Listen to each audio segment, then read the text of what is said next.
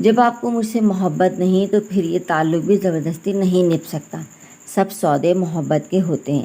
اس کی بات پر وہ یکدم بھڑک اٹھا، اس کے بالوں کو پکڑ کر پیچھے کی طرف جھٹکا، پھر اس پہ جھک کر غضبناک لہجے میں بولا، جو تعلق تم زبردستی بنا سکتی ہو اسے زبردستی نبھاؤ بھی۔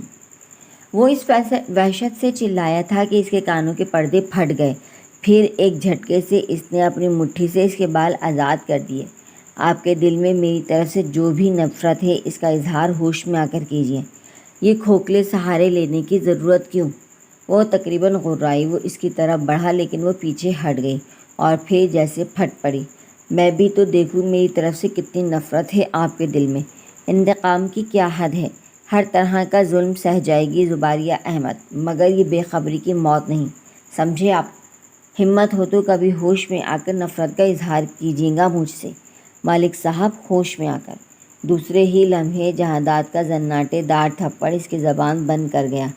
زیادہ بکواس پسند نہیں ہے مجھے، وہ غرایا، اور وہ جیسے جہنم میں جا پڑی۔ اس نے لبالب پانیوں سے بھری آنکھیں اٹھائیں۔ وہ بالکل دھت تھا، اسے خود خبر نہیں تھی کہ وہ کیا کر رہا ہے۔ اس کی طرف دیکھ کر زباریہ نفرت سے ہنس پڑی۔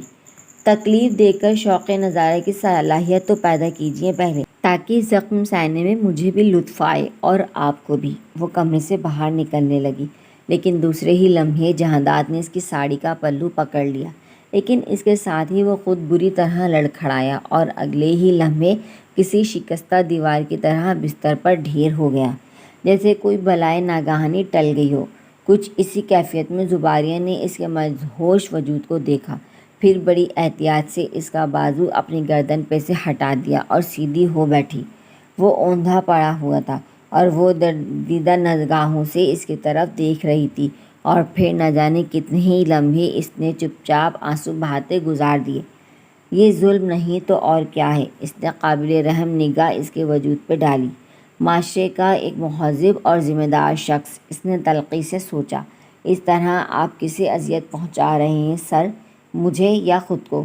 وہ متاسف انداز میں اس کے وجود پہ کمبل ڈال کر کمرے سے باہر نکل گئی۔ وہ واش بیسن